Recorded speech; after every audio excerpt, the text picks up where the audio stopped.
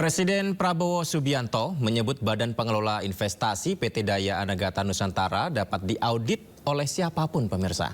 Sebab hasil investasi Danantara diklaim diperuntukkan anak cucu Indonesia. Dan menurut Presiden, Danantara harus dikelola dengan transparan. Masyarakat pun diminta mengawasi Danantara. Danantara Indonesia untuk itu harus dikelola dengan sebaik-baiknya, dengan sangat hati-hati, dengan sangat transparan, dengan saling mengawasi, harus bisa diaudit setiap saat oleh siapapun, karena ini sekali lagi adalah milik anak dan cucu kita, milik generasi penerus bangsa Indonesia. Saya yakin dan percaya Indonesia akan terus melangkah maju, lebih kuat dan lebih bersatu dari sebelumnya. Dengan keyakinan ini, mari kita bergerak bersama, bersatu dalam tujuan, teguh dalam tekad, dan yakin bahwa pencapaian terbesar Indonesia masih ada di depan kita.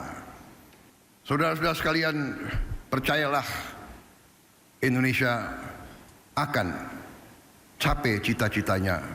Kita akan menjadi negara maju, negara makmur, negara terhormat. Dalam peluncuran Danantara, Presiden Prabowo Subianto mengatakan dana hasil efisiensi anggaran sebesar lebih dari 300 triliun rupiah atau setara dengan 20 miliar dolar akan dialokasikan proyek nasional. Anggaran tersebut disimpan dalam bentuk tabungan negara, pemirsa.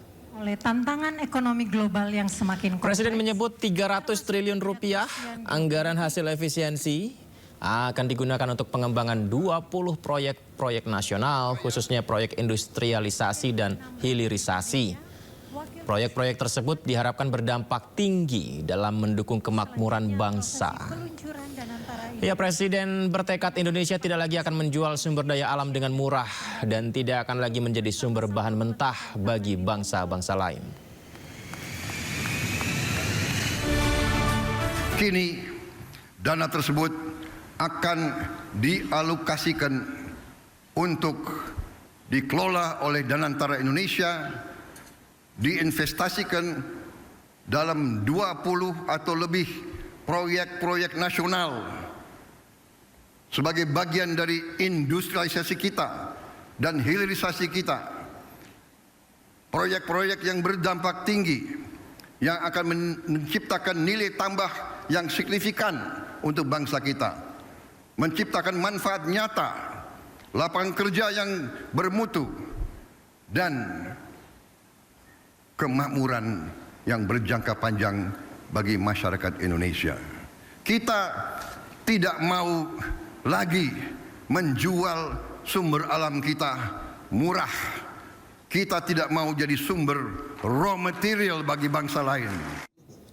Dengan diluncurkannya Danantara, badan ini pemirsa menjadi salah satu dari 10 badan yang mengelola aset kekayaan dengan jumlah terbesar di dunia. Dikutip dari Sovereign Wealth Fund Institute, badan dana pensiun yang dikelola pemerintah Norwegia menjadi badan dengan aset jumlah terbesar di dunia, yakni 1,74 triliun dolar. Disusul dua badan milik Cina, yakni CIC dan SAFE, dengan aset masing-masing 1,33 triliun dan 1,09 triliun dolar. Posisi 5 dan 4 yakni Badan Pengelola Aset Abu Dhabi dan Kuwait.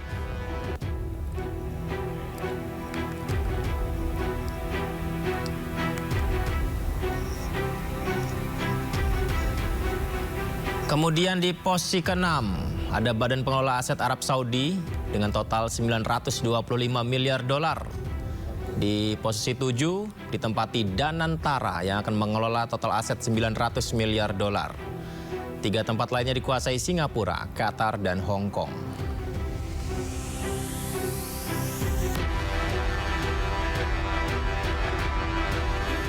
Seluruh rakyat Indonesia patut berbangga karena dengan total aset lebih dari 900 miliar dolar Amerika, Danantara Indonesia akan menjadi salah satu dana kekayaan atau sovereign wealth fund negara terbesar di dunia. Sementara itu, Wasekjen DPP Himpunan Pengusaha Muda Indonesia menyebut Danantara bisa sejajar dengan perusahaan dunia.